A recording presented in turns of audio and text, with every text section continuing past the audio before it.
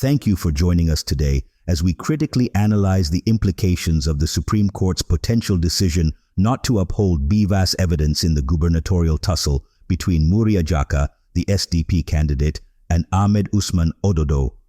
As we reflect on the recent off-cycle elections in Bayelsa, Imo, and Kogi States, it is essential to understand how vital the BVAS system is to our democracy. This technology was implemented to ensure transparency and accountability in our electoral process. However, if the Supreme Court disregards this evidence, we must ask ourselves, what does that mean for our democratic integrity?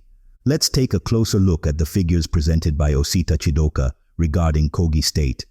He noted that BVAS accredited over 656,000 voters, yet the declared results exceeded this figure alarmingly. This discrepancy raises serious concerns about compliance with INEC guidelines. Osita highlighted that overvoting occurred in 691 polling units, which accounts for 19.6% of total units and represents an astonishing 318,000 inflated votes. If these irregularities are overlooked, we risk sending a message that electoral malpractice can go unchecked. The significance of these numbers cannot be overstated. They are not mere statistics. They represent the voices of citizens who participated in our democratic process. The BVAS data we are discussing comes directly from INEC, obtained through the Freedom of Information Bill, a powerful tool that empowers citizens to demand transparency from public institutions.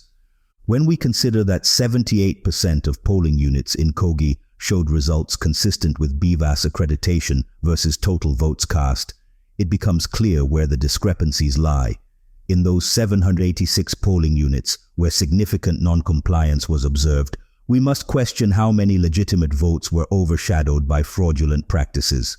Osita pointed out that in local governments like Okehi, Adavi, and Okene, where overvoting occurred, APC received inflated numbers while other parties received negligible votes. This raises critical questions about fairness and equity in our electoral system. If we allow such practices to persist without challenge, what does that say about our commitment to democracy? A ruling dismissing BVAS evidence could set a dangerous precedent that undermines public confidence in our electoral processes and suggests that electoral malpractice is acceptable. As we move forward, we must advocate for transparency and accountability within our electoral processes. We must demand that every vote counts and that every citizen's voice matters. In conclusion, let us remember that safeguarding our democracy is not just about one election or one candidate. It's about ensuring a fair and just electoral system for future generations. The time has come for all stakeholders to engage actively in this conversation and hold our institutions accountable. Thank you for tuning in today as we navigate these critical issues together.